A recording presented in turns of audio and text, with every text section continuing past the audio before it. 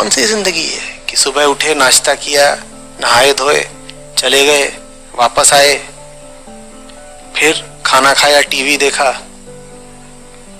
इधर उधर कहीं किसी को नोचा खसोटा, फिर सो गए, अगले दिन फिर यही।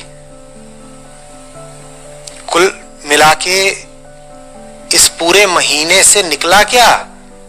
कुछ भी नहीं, कुछ भी नहीं। एक महीना बीतेगा, दूसरा शुरू हो जाएगा, एक साल बीतेगा, अगला लग जाएगा।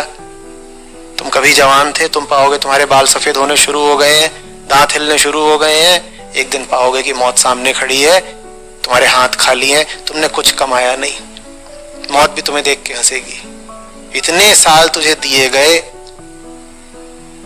तू जिया क्या? तूने किया क्या?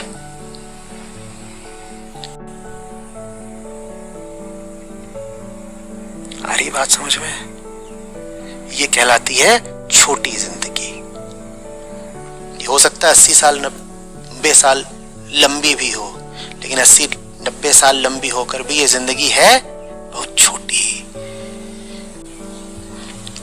और मैं नहीं कह रहा हूं कि ये छोटी इसलिए क्योंकि इसने कमाई छोटी की या इसने घर छोटा बनवाया। हो सकता है इसने बड़ी कमाई कर ली हो, करोड़ों कमाए हो, 50 करोड़, तो भी इसकी जिंदगी रह तो छोटी ही गई। वो 50 करोड़ किसके लिए थे? अपने लिए तो थे। व्यक्तिगत सुख, व्यक्तिगत लाभ के लिए जो कुछ भी करोगे, सिद्धांत भूलना मत, थोड़ी देर पहले बताया था, वो छोटा ही कहलाएगा। 50 करोड़ भी तुमने अपने लिए कमा लिए तो जिंदगी तुमने बहुत छोटी जी। और आदमी छोटा है या बड़ा, उसका निर्धारण कैसे होता है? उसका निर्धारण होता है तुम्हारे काम, तुम्हारे लक्ष्य से। तुम दिन भर करते क्या हो, तुम किस चीज को पाने के पीछे हो, तुम किस चीज की सेवा में लगे हुए हो। इससे पता चलता है कि तुम आदमी छोटे हो या बड़े हो। ये सिद्धांत अच्छे से समझ लो। छोटा आदमी कौन? जिसकी निगाह किसी छोटी चीज पर है। बड़ा आदमी कौन?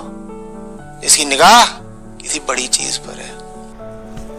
जो कुछ भी बस तुम्हारे व्यक्तिगत सुख के लिए होता है वो छोटा कहलाता है। जो कुछ भी तुम्हारे व्यक्तित्व से आगे निकल के किसी वैश्विक मिशन के लिए होता है वो बड़ा कहलाता है। तो जो आदमी किसी छोटी चीज में लिप्त है वो छोटा हुआ, जो आदमी किसी बड़ी चीज में लिप्त है वो बड़ा हुआ।